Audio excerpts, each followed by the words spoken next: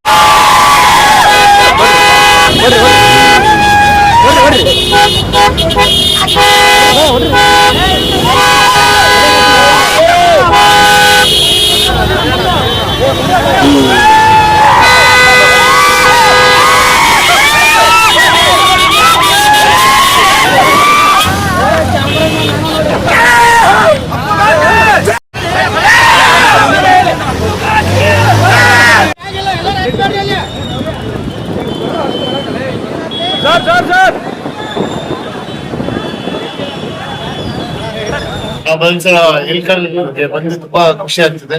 ನನಗನ್ಸಿದೆ ಹೋದ ವರ್ಷ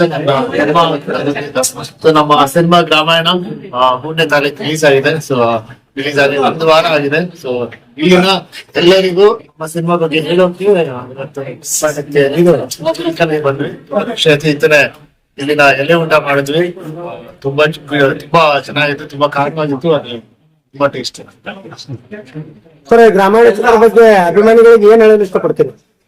ರಾಮಾಯಣ ಚಿತ್ರ ಈಗ ತುಂಬಾ ಒಂದು ಒಳ್ಳೆಯ ಸಿನಿಮಾ. ಈಗಾಗಲೇ ಎಲ್ಲರೂ ರಾಮಾಯಣದ ಒಂದಷ್ಟು ಸಾಂಗ್ ಗಳನ್ನ ತುಂಬಾ ಇಷ್ಟಪಟ್ಟಿದ್ದಾರೆ.